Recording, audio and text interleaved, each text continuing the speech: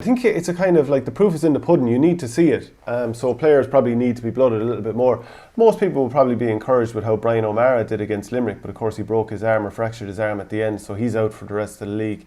They probably would have liked to see, after settling into the first game okay, could he then kick on and probably do a little bit more with the ball in the next game, or how it would have developed.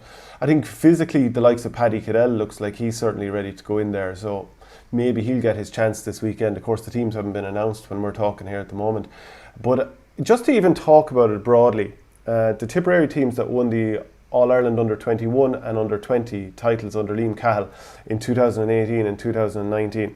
Now look at the players that were absolutely crucial to that. At the scoring end of the field, Ger Brown won the Under-21 Player of the Year in 2018. He's no longer on the panel.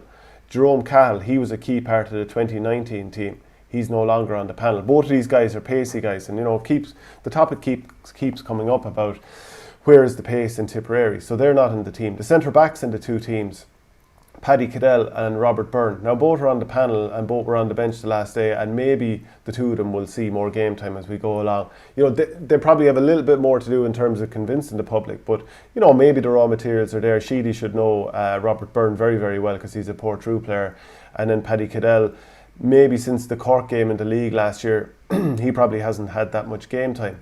So those are the main guys, and they haven't been brought through just yet. Then there's the likes of Billy Seymour, who was shooting the lights out for the under-20s a couple of years ago. Jake Morris, of course, has come through. Keane Darcy's gotten a couple of goals off the bench, but maybe not that many have come through.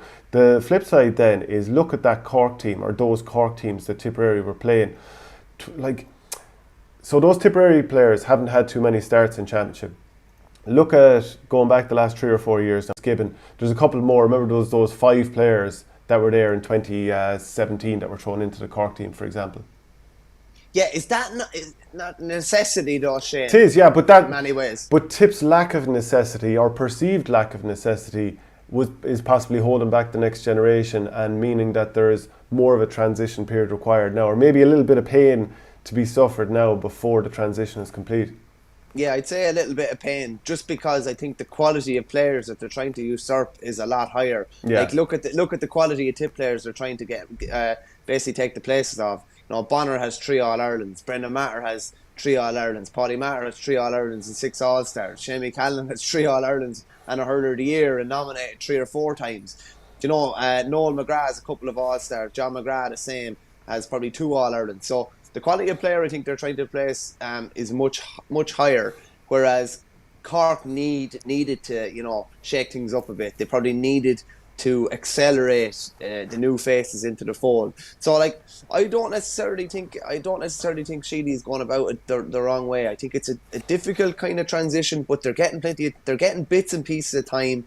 There's going to be a bit of pain, but when they are ready, probably next couple of years, when a lot of those elder statesmen probably exit stage left and head off into the sunset, having had great county careers, there will be 7, 8, 9, 10 guys that have had decent bits of experience and will be much more mature and probably ready to be.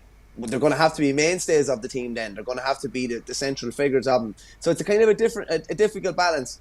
You have to weigh up, how good are the guys that they're going to be replacing. In Tipperary, the guys that they're going to be replacing are, top class game players that we're going to talk about as, some of the best players of that decade, probably from 10 to 19 and onwards even.